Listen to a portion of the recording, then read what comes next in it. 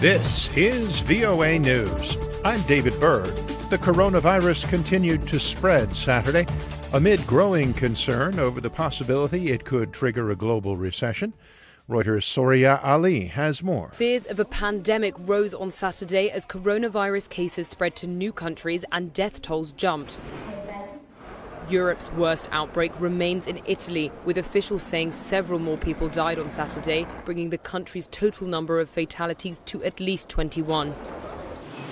Also on Saturday, Qatar reported its first case of the coronavirus, a man who had recently returned from Iran. The Islamic Republic is the Gulf's most affected country, with authorities announcing over 40 dead, the highest number of deaths outside of China. Saudi Arabia is currently the only state in the region that has not reported any coronavirus cases. The outbreak has sent governments around the globe into frenzied attempts to contain the spread, whether they have cases or not. That's Reuters' Soraya Ali.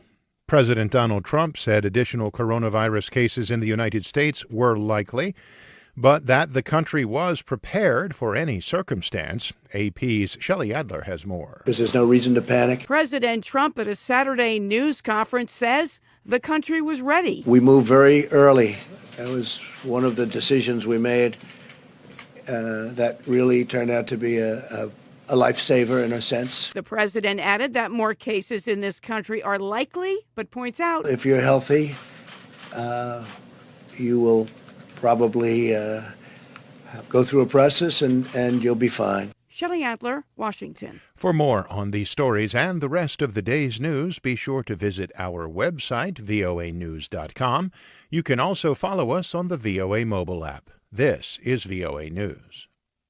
The United States and the Taliban signed a landmark agreement Saturday in Doha, Qatar, setting the stage for the end of a nearly 19-year-old war in Afghanistan and the return of thousands of American troops deployed there.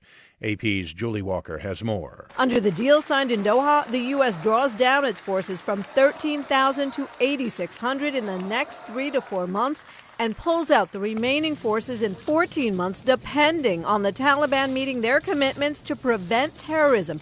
If they don't, Secretary of State Mike Pompeo says President Trump and his team will not hesitate to do what we must do to protect American lives. Meanwhile, in Afghanistan, Secretary of Defense Mark Esper told U.S. troops their sacrifice is what led to this historic deal. This is the best chance Afghanistan has had in 19 years to achieve peace. More than 2,400 U.S. troops have been killed during the conflict. I'm Julie Walker. Speaking at the White House, President Donald Trump praised the Afghan deal, saying it was the result of a lot of hard work and sacrifice by many people.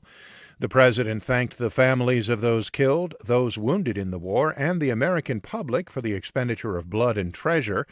Trump said it was time for the United States to leave, and he hopes the Taliban will hold up its end of the deal. It's time. So I just want to thank everybody. I want to congratulate everybody. I really believe the Taliban wants to do something to show that we're not all wasting time. If bad things happen, we'll go back. The president said it's been a long journey for everyone, but the Taliban and surrounding countries need to help bring peace to Afghanistan.